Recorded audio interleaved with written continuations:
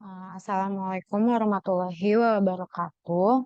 Kami dari kelompok 5 ingin membahas materi manajemen risiko tentang risiko likuiditas. Perkenalkan, nama saya Mita Nurhaliza dengan NIM 2020 12 11 057 dari akuntansi. Perkenalkan, nama saya Amara Putri Rianti dengan NIM 2020 121 1045 dari jurusan akuntansi.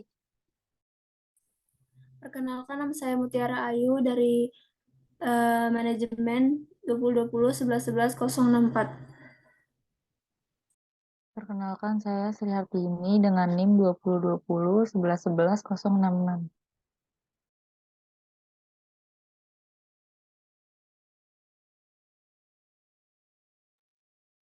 Pada kesempatan malam hari ini, kami akan membahas tentang risiko likuiditas, yaitu pertama introduction, next.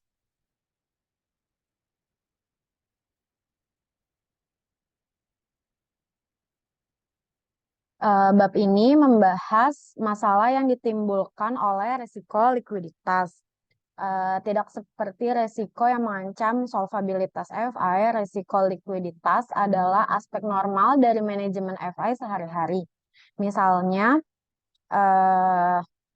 manajemen harus mengelola likuiditas sehingga mereka dapat membayar tunai karena pemegang simpanan meminta penarikan dana mereka.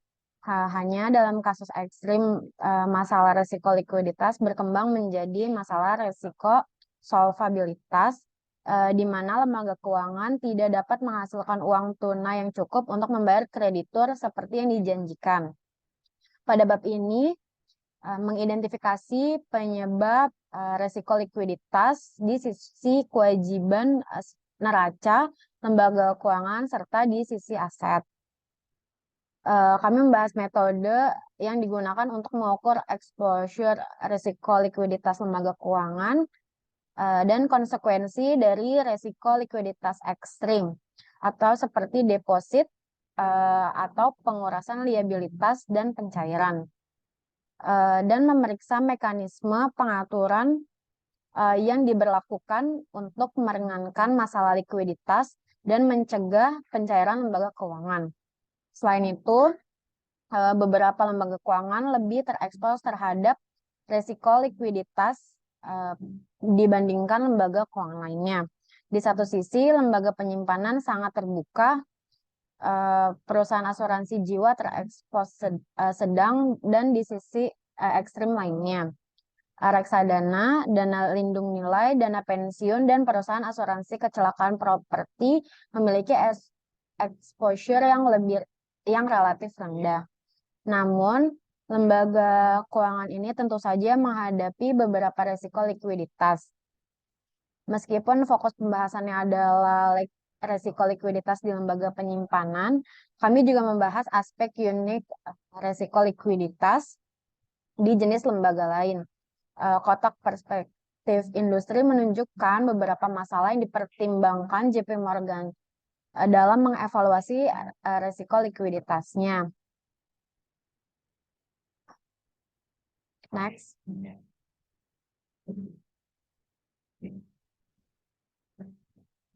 Krisis keuangan tahun 2008 sebagian disebabkan oleh risiko likuiditas. Ketika pasar sekuritas yang didukung hipotek dan hipotek mulai mengalami kerugian besar, pasar kredit membeku dan bank berhenti saling meminjamkan dengan harga apapun kecuali suku bunga yang tinggi. Overnight London Interbank Overnight Rate atau suku bunga acuan yang mencerminkan tingkat di mana bank meminjamkan satu sama lain lebih dari 2 kali lipat, naik dari 2,57% pada 29 September tahun 2008, tertinggi sepanjang masa 6,88% pada 30 September 2009. Bank umumnya mengandalkan satu sama lain untuk uang tunai yang dibutuhkan untuk memenuhi kebutuhan likuiditas harian mereka. Suku bunga pinjaman antar bank umumnya rendah karena keyakinan bahwa lembaga keuangan akan saling membayar. Namun kepercayaan ini dirusak selama krisis keuangan. Nah, risiko likuiditas adalah risiko bahwa perusahaan tidak dapat memenuhi kewajiban kontraktual dan kontingensinya. Manajemen risiko likuiditas dimaksud untuk memastikan bahwa perusahaan memiliki jumlah, komposisi, dan jangka waktu pendanaan dan likuiditas yang tepat untuk mendukung asetnya.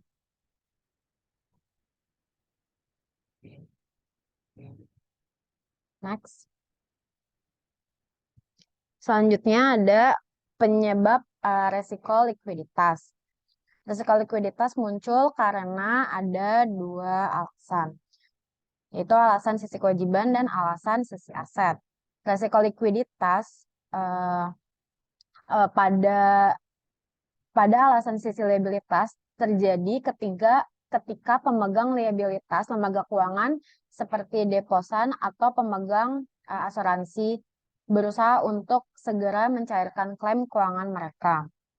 Kapan kewajiban meminta uang tunai dengan menarik simpanan, FI perlu meminjamkan dana tambahan untuk menjual aset untuk memenuhi penarikan.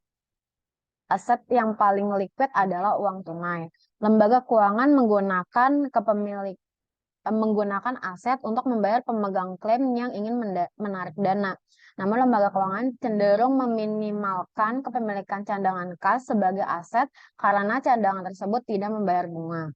Untuk menghasilkan pendapatan bunga, sebagian besar lembaga keuangan berinvestasi pada aset yang kurang liquid dan atau jatuh tempo yang lebih lama. Sementara sebagian besar aset pada akhirnya dapat diubah menjadi uang tunai. Untuk beberapa aset, hal ini hanya dapat dilakukan dengan biaya tinggi ketika aset tersebut harus segera dilikuidasi. Harga yang harus diterima pemegang aset untuk segera dijual mungkin jauh lebih rendah daripada yang akan diterima dengan cakrawala yang lebih panjang untuk menegosiasi penjualan. Dengan demikian, beberapa aset dapat dilikuidasi pada harga rendah sehingga mengancam solvabilitas FI. Sebagai alternatif daripada melikuidasi aset, lembaga keuangan dapat membeli atau meminjam dana tambahan.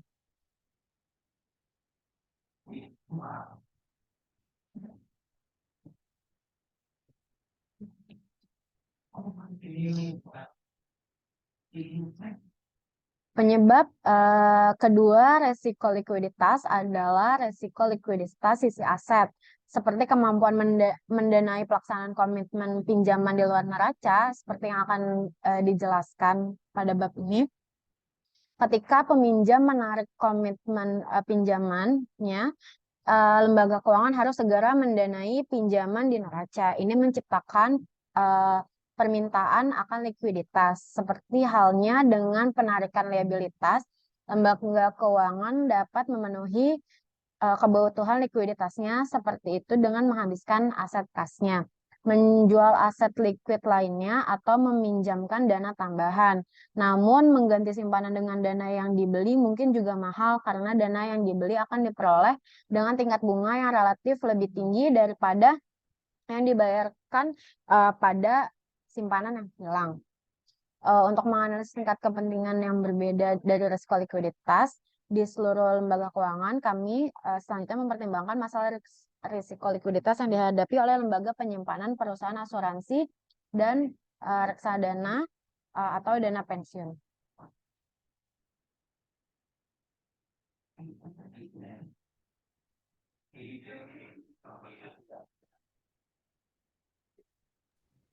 Selanjutnya ada resiko likuiditas pada lembaga penyimpanan. Resiko likuiditas sisi liabilitas itu rencana lembaga penyimpanan BI biasanya memiliki sejumlah besar kewajiban jangka pendek seperti giro dan rekening transaksi lainnya yang mendanai aset jangka panjang.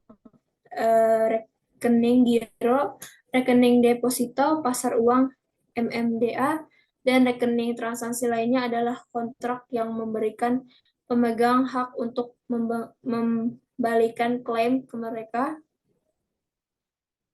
Klaim mereka ke DI pada hari tertentu dan meminta pembayaran segera dari nilai nominal klaim deposito secara tunai. Lalu di sini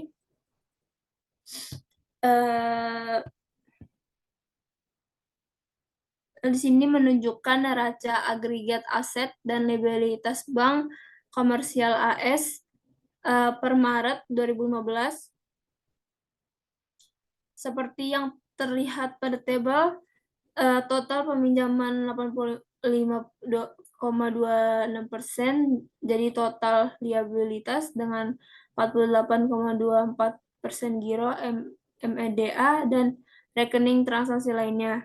Sebagai perlindungan, aset tunai hanya 13,6% dari total aset, dana pinjaman adalah 12,8% dari total kewajiban.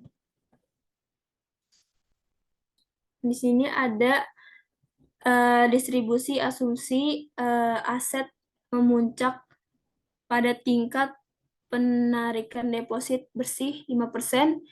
DI ini memberikan sekitar 5% dari dana deposit bersihnya dan ditarik pada hari tertentu dengan probabilitas tertinggi. Asumsi juga bahwa distribusi memiliki standar depresiasi 1% jika distribusinya nominal. Kita dapat menyatakan dengan keyakinan 95% bahwa tingkat penarikan deposito akan berada di antara 3% dan 7%.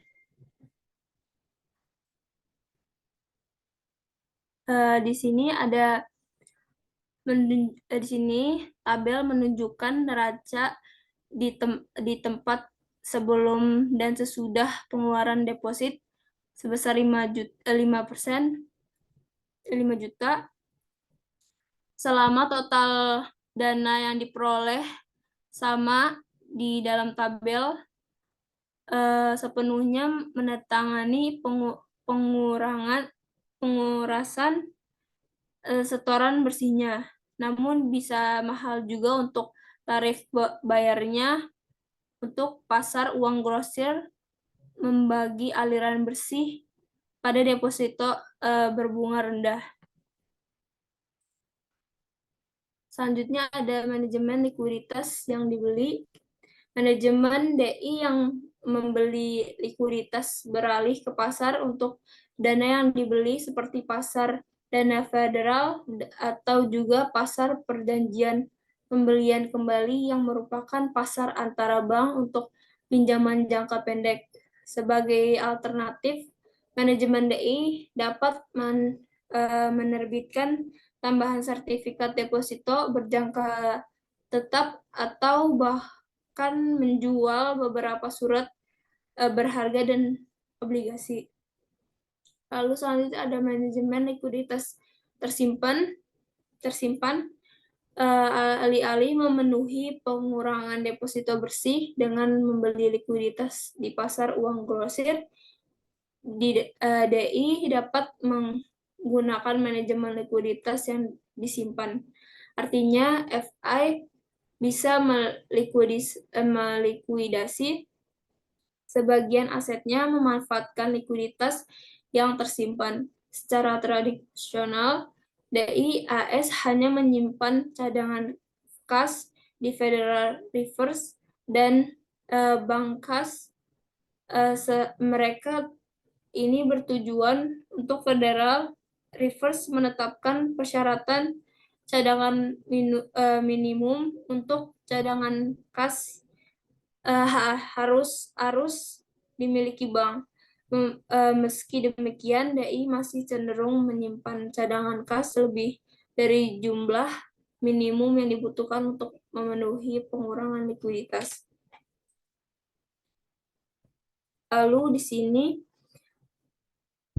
ada deposan menarik atau deposito 5 juta di DI dapat memenuhi secara langsung dengan menggunakan kelebihan kas yang disimpan di bank kasnya atau ditahan di deposito di DI lainnya, di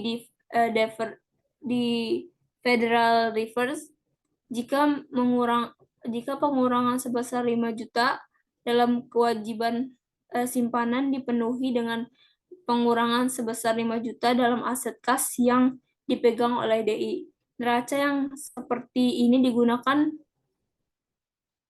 menggunakan kas sebagai mekanisme menyelesaikan likuiditas kontrak neracanya. Lalu selanjutnya ada resiko likuiditas sisi aset. Sama seperti pengurangan simpanan dapat menyebabkan masalah likuiditas DI, demikian juga pemerintah pinjaman dan pelaksanaan komitmen pinjaman dan jalur kredit lainnya oleh peminjam. Dalam beberapa tahun terakhir, DI, terutama bank komersial, telah meningkatkan komitmen pinjaman mereka secara luar biasa dengan meyakinkan bahwa pinjaman tersebut tidak akan digunakan. Tipe lain dari risiko likuiditas sisi aset muncul dari portofolio investasi FI, secara khusus perubahan suku bunga yang tidak terduga dapat menyebabkan nilai portofolio investasi berfluktuasi secara signifikan. Jika suku bunga meningkat, nilai portofolio sekuritas investasi turun dan kerugian besar dalam nilai portofolio dapat terjadi. Lalu di sini ada pelaksanaan komitmen pinjaman, bahwa DI perlu segera memberikan juta dalam bentuk pinjaman kepada peminjam. Hal ini dilakukan baik dengan manajemen likuiditas yang dibeli atau dengan manajemen likuiditas yang tersimpan. Tipe lain yaitu neraca FI telah tepat sesudah penurunan 5 juta dalam nilai pasar portofolio investasinya. Selain kerugian nilai likuiditas, FI harus menandai kerugian nilai 5 juta di neraca sehingga pemerintah pinjaman dan penarikan deposito dapat dipenuhi.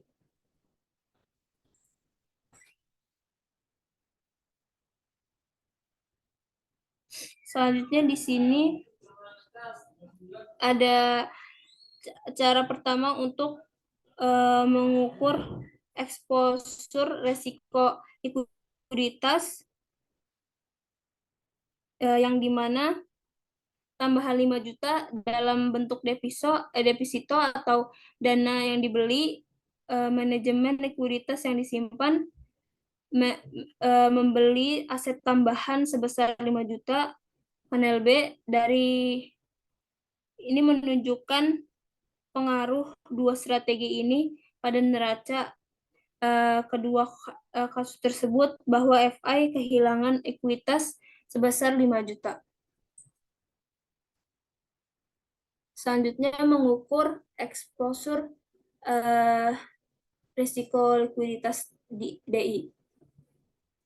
Kesenjangan pembiayaan dan kebutuhan pembiayaan. Cara pertama untuk mengukur eksposur risiko likuiditas adalah dengan menunjukkan kesenjangan kebiayaan DI, meskipun deposan dapat menarik dana mereka segera, mereka tidak melakukannya dalam keadaan normal. Rata-rata sebagian besar giro bertahan di DI untuk jangka waktu yang cukup lama, seringkali 2 tahun atau lebih. Oleh karena itu, seorang manajer DI sering menganggap basis simpanan rata-rata termasuk giro sebagai sumber dana inti dari waktu ke waktu dapat mendanai jumlah pinjaman rata-rata DI. Lalu sini ada kesenjangan biaya pembiayaan rata-rata pinjaman dikurang rata-rata simpanan. Jadi ini mendefinisikan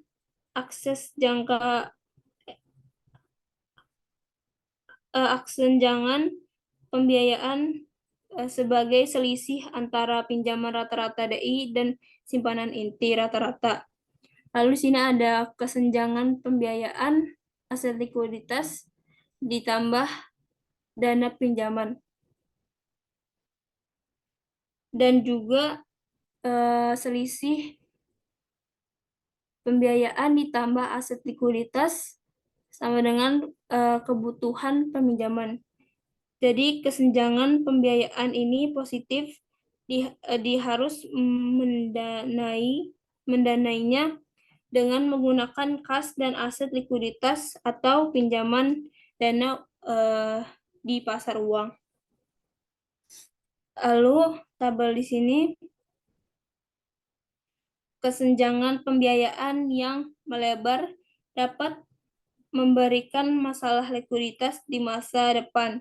Untuk itu, DI dapat mengindikasikan peningkatan penawaran deposito. Deposito ini turun di bawah 20 juta, peningkatan peminjaman karena peningkatan pelaksanaan komitmen pinjaman naik di atas 25 juta. Dan DI tidak mengurangi aset likuiditasnya, mereka tetap pada 5 juta menggunakan lebih banyak pinjaman pasar uang.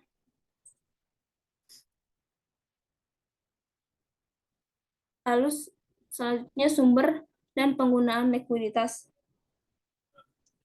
Risiko likuiditas DI timbul dari pelaksanaan bisnis yang sedang berlangsung, seperti penarikan pinjaman dan pemerintahan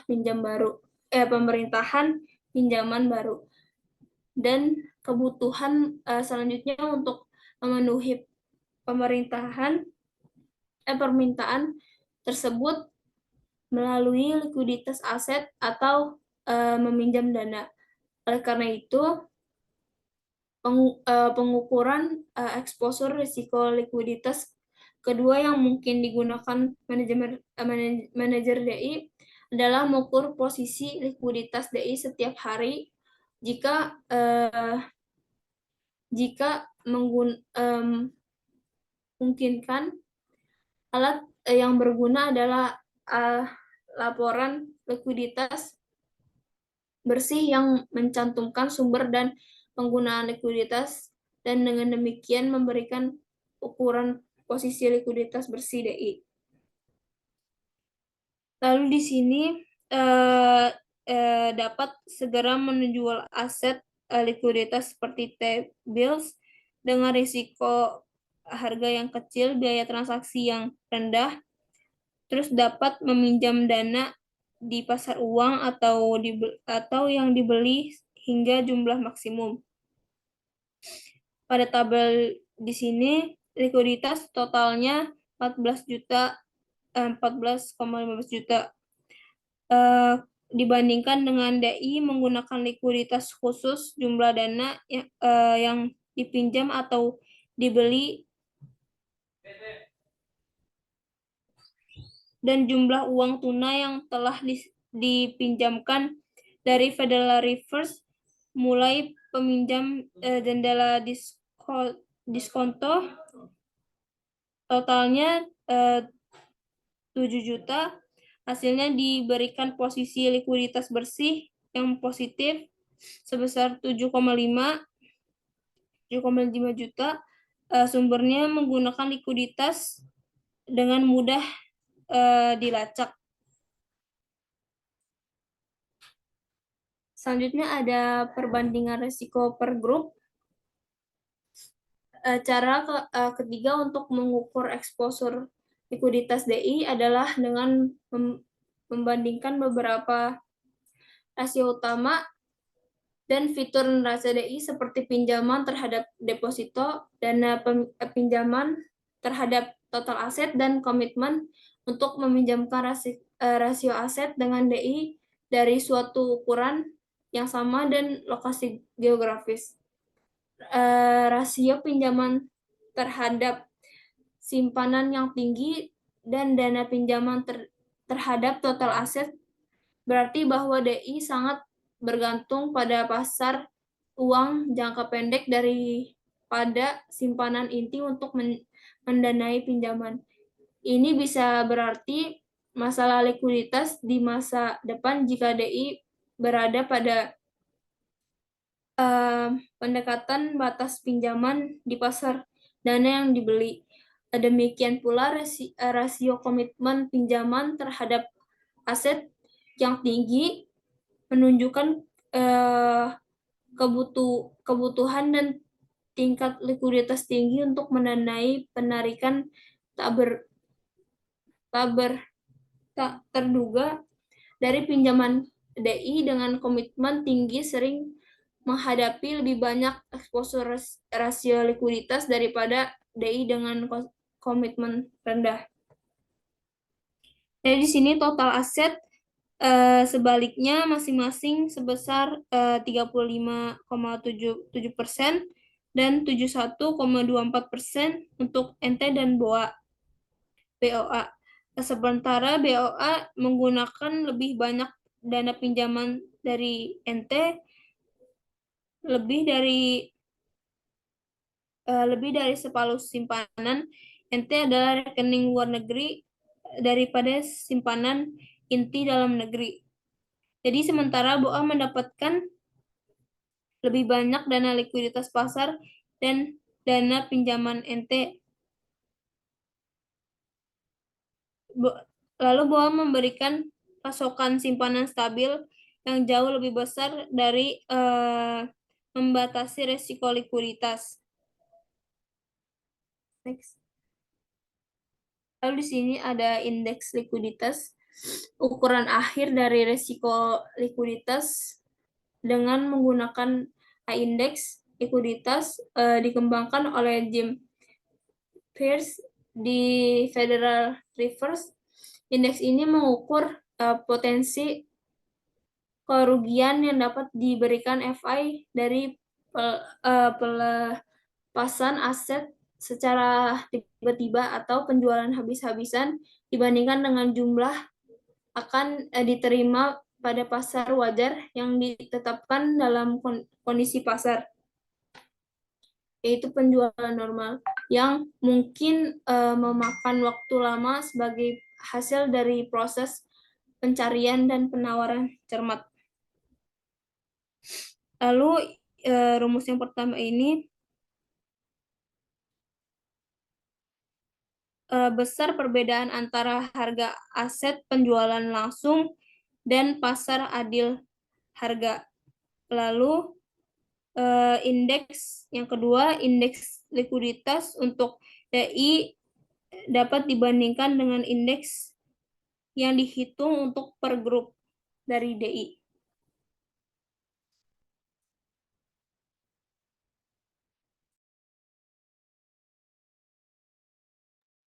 Selanjutnya yaitu ada tindakan resiko likuiditas baru yang diterapkan oleh bank.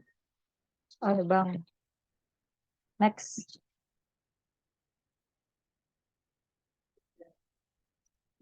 Yang pertama ada rasio cakupan likuiditas. Rasio cakupan likuiditas atau LSR bertujuan untuk memastikan bahwa DI mempertahankan tingkat aset likuid berkualitas tinggi yang memadai dapat dikonversi menjadi uang tunai untuk memenuhi kebutuhan likuiditas selama jangka waktu 30 hari di bawah skenario stres likuiditas akut ditentukan oleh pengawas.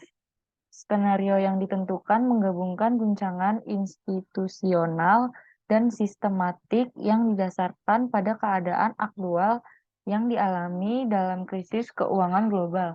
Dengan demikian, pemeliharaan LCR dimaksudkan untuk memastikan bahwa DI dapat bertahan dari skenario stres likuiditas yang parah setidaknya selama 30 hari.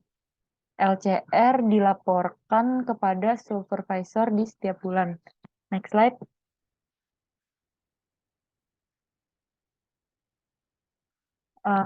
Selanjutnya ada rasio pendanaan stabil bersih. Rasio pendanaan stabil bersih melihat likuiditas jangka panjang di neraca DI. NSFR mengevaluasi likuiditas di seluruh neraca dan memberikan insentif bagi DI untuk menggunakan sumber pembiayaan yang stabil. Rasio likuiditas jangka panjang ini mensyaratkan jumlah minimum pendanaan stabil yang diadakan selama jangka waktu 1 tahun berdasarkan faktor resiko likuiditas yang ditetapkan untuk exposure likuiditas aset on dan off balance sheet. Next slide.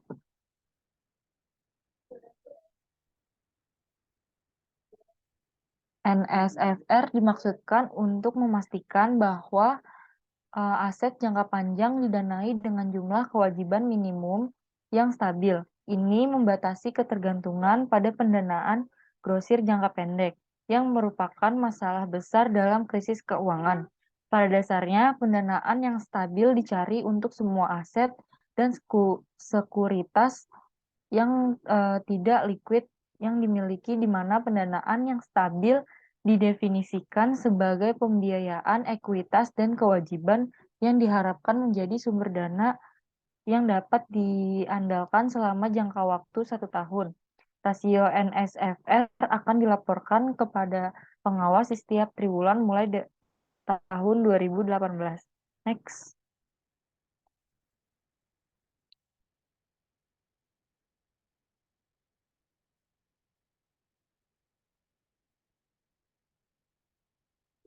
Next slide. Jumlah pendanaan stabil atau ASF yang tersedia dihitung dengan terlebih dahulu menetapkan nilai ekuitas dan kewajiban. Jumlah yang diperlukan untuk pendanaan stabil dihitung sebagai jumlah nilai aset di neraca yang dimiliki dan didanai oleh DI. Dikalikan dengan faktor pendanaan stabil tertentu yang ditetapkan untuk setiap jenis aset tertentu, ditambah jumlah aktivitas off balance sheet atau potensi exposure likuiditas, dikalikan dengan faktor RSF terkait. Faktor RSF yang diterapkan pada nilai yang dilaporkan dari setiap exposure aset atau OBS adalah jumlah item yang menurut pengawas harus didukung dengan pendanaan yang stabil. Faktor RSF yang ditetapkan untuk berbagai jenis aset dimaksudkan untuk memperkirakan jumlah aset tertentu yang tidak dapat dijual atau digunakan sebagai jaminan dalam pinjaman yang dijamin selama peristiwa likuiditas parah yang berlangsung selama 1 tahun. Next slide.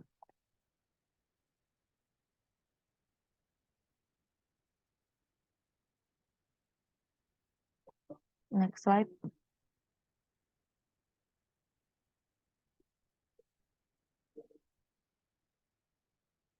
Aset-aset ini berpotensi untuk digunakan sebagai anggunan untuk mendapatkan tambahan pendanaan yang dijamin di pasar sekunder atau memenuhi syarat di bank sentral, dan demikian berpotensi menjadi sumber tambahan likuiditas bagi bank.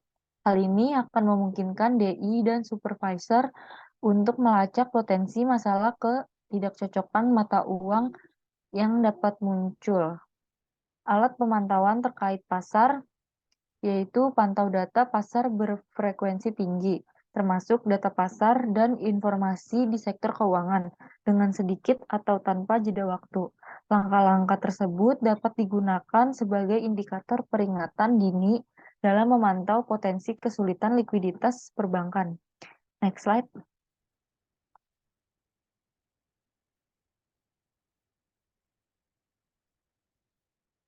Selanjutnya ada perencanaan likuiditas. Sebagaimana tersirat dari rasio likuiditas baru BIS, perencanaan likuiditas merupakan komponen kunci dalam mengukur atau mampu menghadapi resiko likuiditas dan biaya terkait. Komponen pertama adalah penggambaran rincian dan tanggung jawab material.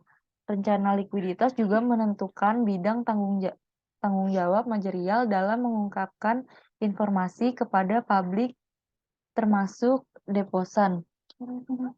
Komponen kedua dari rencana likuiditas adalah daftar rinci penyedia dana yang kemungkinan dasar akan menarik serta pola penarikan dana. Misalnya, dalam suatu krisis, lembaga keuangan seperti reksadana dan dana pensiun lebih mungkin daripada bank koresponden dan perusahaan kecil untuk menarik dana dengan cepat dari bank dan penghematan. Pada gilirannya, bank koresponden dan perusahaan kecil lebih mungkin daripada deposan individu untuk menarik dana dengan cepat. Komponen ketiga dari perencanaan likuiditas adalah identifikasi besarnya potensi simpanan dan penarikan dana dalam berbagai rentang waktu di masa depan. 1 minggu, 1 bulan, 1 kuartal, dan lain-lain. Serta sumber pendanaan pasar swasta alternatif untuk memenuhi penarikan tersebut. Komponen keempat dari rencana penetapan batasan internal pada pinjaman anak perusahaan dan cabang yang terpisah serta batasan untuk premi risiko yang dapat diterima untuk membayar di setiap pasar. Next slide. Selanjutnya ada deposit, drain, dan resiko likuiditas bank run. Inti dari resiko likuiditas yang dijalankan bank adalah sifat fundamental dan unik dari kontrak giro. Secara khusus, kontrak demand deposit adalah kontrak first come, first served, dalam arti bahwa posisi deposan dalam antrian menentukan jumlah yang dapat ia tarik dari DI. Secara khusus, deposan mendapatkan bayaran penuh atau tidak mendapatkan apa-apa. Karena kontrak giro membayar secara penuh hanya proporsi tertentu dari deposan ketika aset DI dinilai kurang dari depositnya. Dan karena deposan menyadari hal ini, setiap baris di luar DI mendorong deposan lain untuk segera bergabung, bahkan jika mereka tidak membutuhkannya. Next slide. Dengan demikian, bahkan deposan inti DI yang sebenarnya tidak perlu menarik simpanannya untuk membutuhkan konsumsi. Secara rasional, akan segera menarik dananya ketika melihat antrian di DI-nya tiba-tiba meningkat. DI pada awalnya dapat memenuhi ini dengan mengurangi cadangan kasnya, menjual aset liquid, atau siap dipasarkan seperti T-bills atau T-bonds, dan berusaha untuk meminjam di pasar uang. Juga ia telah menjual semua aset liquid, uang tunai, dan obligasi, serta pinjaman yang dapat dijual. DI kemungkinan besar hanya menyisakan pinjaman yang relatif tidak liquid di sisi aset neraca untuk memenuhi klaim deposan atas uang tunai. Namun pinjaman ini hanya dapat dijual atau dicairkan dengan diskon yang sangat besar dari nilai nominalnya.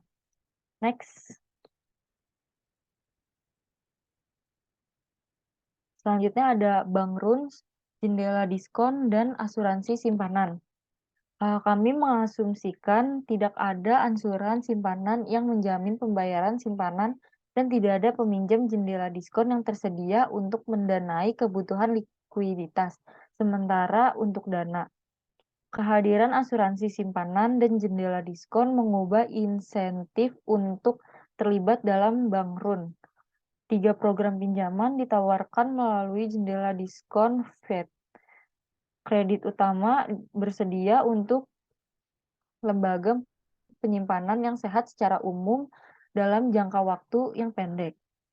Biasanya dalam semalam dengan tingkat di atas tingkat target Komite Pasar Terbuka Federal untuk dana federal. Ini diperpanjang dalam jangka waktu yang sangat pendek. Biasanya dalam semalam pada tingkat yang berada di atas tingkat kredit utama. Program kredit musiman Federal Reserve dirancang untuk dibantu lembaga penyimpanan kecil dalam mengelola perubahan musiman yang signifikan dalam pinjaman dan simpanan neraca. Next. Kami mengasumsikan tidak ada asuransi simpanan yang menjamin pembayaran simpanan dan tidak ada pinjaman jendela diskon yang tersedia untuk mendanai kebutuhan likuiditas sementara untuk dana. Kehadiran asuransi simpanan dan jendela diskon mengubah insentif untuk terlibat dalam bank run. 3 program pinjaman ditawarkan melalui jendela Fed.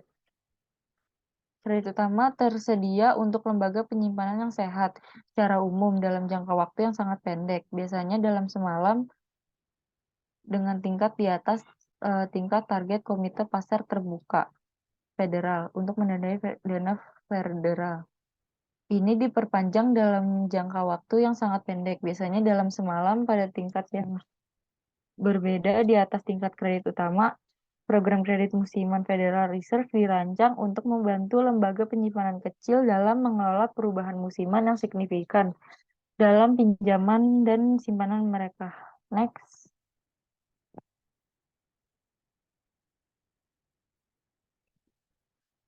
Selanjutnya akan dibacakan oleh Amara. Next.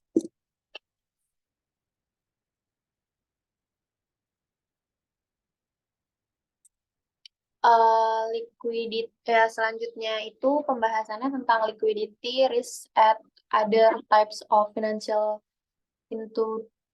institution. Yang pembahasan pertamanya itu ada life insurance company, property casualty insurer, sama investment funds. Di pembahasan pertama, next.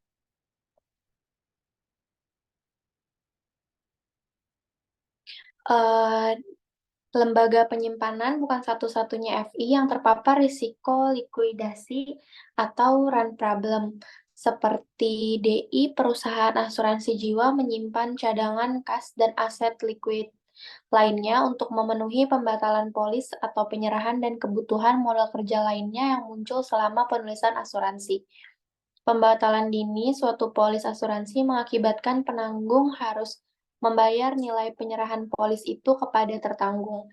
Dalam kegiatan bisnis normal, pendapatan premi dan pengembalian portofolio aset, perusahaan asuransi cukup untuk memenuhi pengeluaran kas yang diperlukan saat pemegang polis menguangkan atau menyerahkan polis mereka lebih awal. Lalu, seperti halnya distribusi atau pola pendapatan premi, dikurangi likuidasi pemegang polis biasanya dapat diperkirakan. Pendapatan premi tidak cukup untuk memenuhi penyerahan, perusahaan asuransi jiwa dapat menjual sebagian darinya aset yang relatif liquid seperti obligasi pemerintah. Dalam hal ini, obligasi bertindak sebagai penyangga atau aset cadangan sumber likuiditas untuk penanggung. Namun demikian, kekhawatiran tentang solvabilitas perusahaan asuransi dapat mengakibatkan hilangnya pendapatan premi baru dan pemegang polis yang ada berusaha untuk membatalkan polis mereka dengan mencairkannya lebih awal. Untuk memenuhi permintaan uang tunai yang luar biasa, perusahaan asuransi jiwa dapat dipaksa untuk melikuidasi aset lain dalam portofolionya, seperti pinjaman hipotek komersial dan sekuritas lainnya yang berpotensi dengan harga jual yang tinggi. Seperti DLS, likuidasi aset paksa dapat mendorong perusahaan asuransi ke dalam kebangkrutan. Next.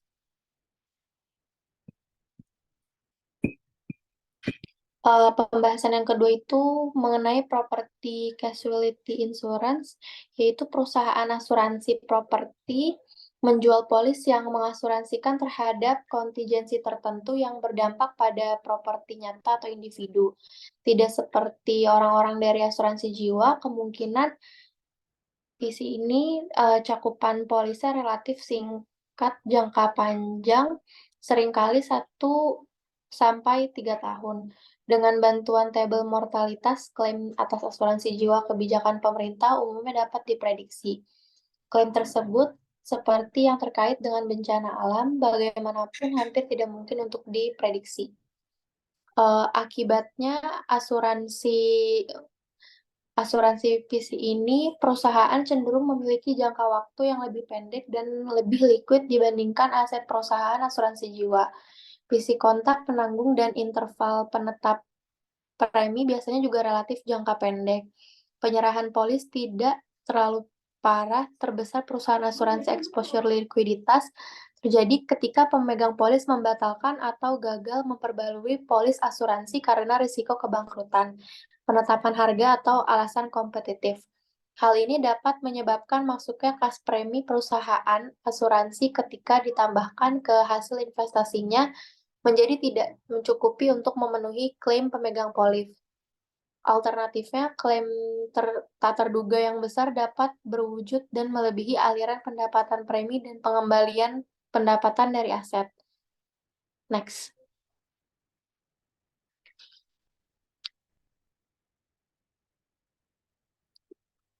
Next.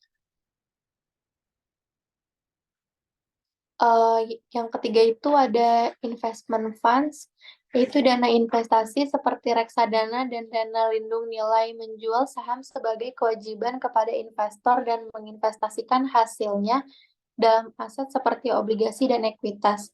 Dana ini adalah open end atau close end.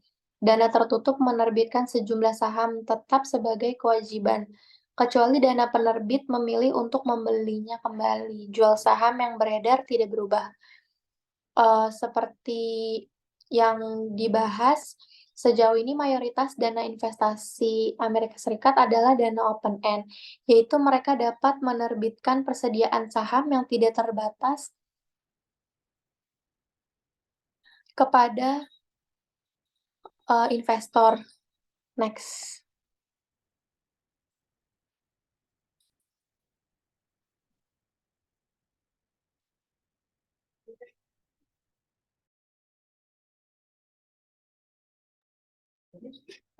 Next.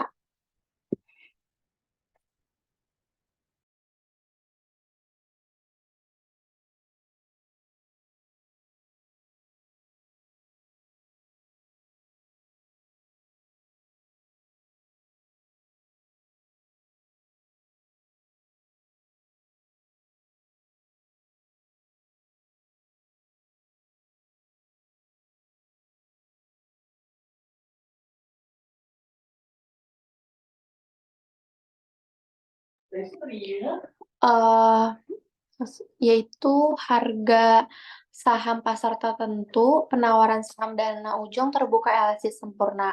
Harga ini di mana dana investasi open end siap untuk menjual saham baru atau menebus saham yang ada adalah nilai aktiva bersih dari dana tersebut. Next.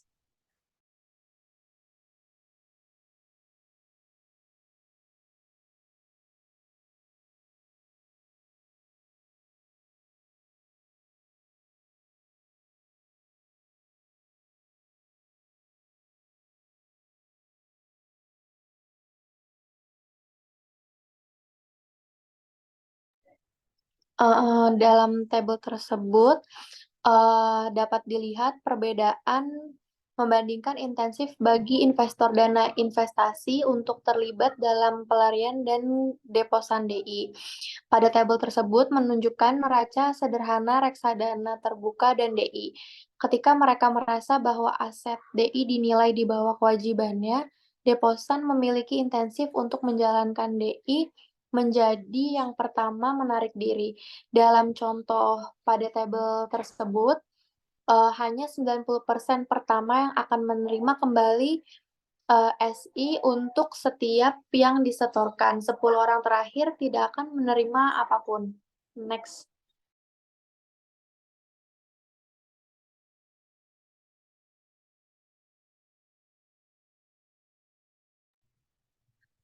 pertimbangan reksadana dengan 100 pemegang saham yang masing-masing menginvestasikan SI untuk total 100, tetapi asetnya senilai 90.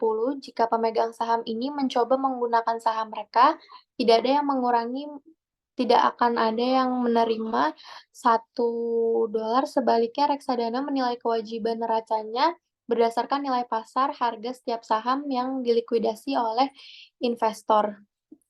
Next.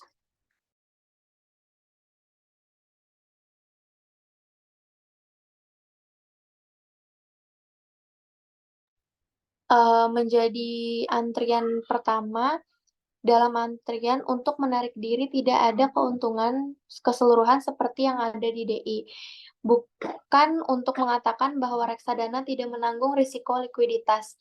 Periksa pasar uang dana mengalami risiko likuiditas yang luar biasa pada awal keuangan krisis pada 16 September tahun 2008.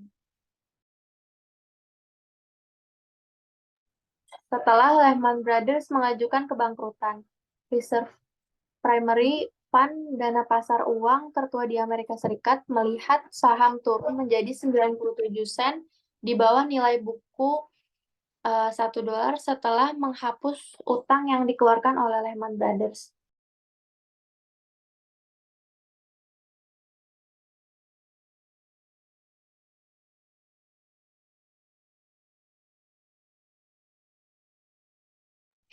Nilai pasar Bear Stearns sangat terpukul akibat kerugian ini. Kerugian menjadi begitu besar sehingga pada bulan Maret tahun 2008, Bear Stearns berjuang untuk membiayai operasi sehari-harinya. Desas-desus tentang krisis likuiditas menjadi kenyataan karena investor mulai dengan cepat menjual saham mereka dan menguras sedikit aset likuid yang tersisa dari perusahaan. Itu adalah peluncuran besar pertama di Amerika Serikat sejak Depresi Hebat. Next.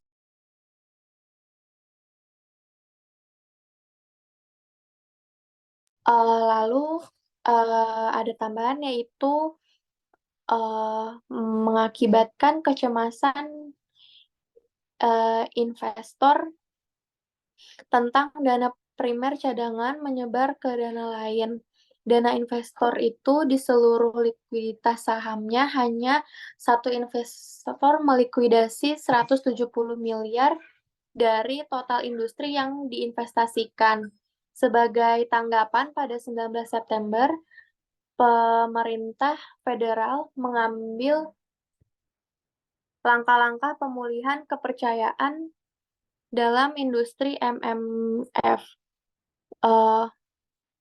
yang memberikan pertanggungan hingga 50 miliar kepada pemegang saham untuk jumlah yang mereka simpan dalam dana penutupan bisnis itu. Selanjutnya, pada Juli tahun 2014, mengadopsi peraturan baru untuk mengatasi risiko investor menjalankan reksadana pasar. Aturan baru itu membutuhkan jaringan apung nilai aset untuk dana pasar uang utama institusional. Perubahan ini memungkinkan harga saham harian dana ini berfluktuasi seiring dengan perubahan nilai pasar mendanai aset menggunakan NAV yang mengurangi risiko berjalannya dana pasar uang dan menyediakan alat baru yang penting yang akan membantu melebihi investor dan sistem keuangan. Beberapa krisis likuiditas terbesar yang dialami oleh FI terjadi dengan dana lindung nilai yang merupakan dana investasi yang sangat terspesialisasi dengan jumlah investor yang terbatas, biasanya 100 atau kurang. Misalnya pada musim panas tahun 2007, mengalami kerugian besar atas investasi di pasar subprime. Kedua dana tersebut mengajukan kebangkrutan pada musim gugur tahun 2007. Sedangkan Bear Stearns itu tidak punya pilihan lain selain menjual saham mereka sendiri kepada penawar tertinggi untuk menghindari pernyataan kebangkrutan atau penutupan total, meninggalkan investor dengan tangan kosong. Lalu JP Morgan Chase membeli perusahaan tersebut dengan harga $236 juta. pencakar langit Bear Stearns di New York senilai lebih dari 2 miliar. Sekian yang dapat kami sampaikan. Kurang lebihnya mohon maaf. Assalamualaikum warahmatullahi wabarakatuh.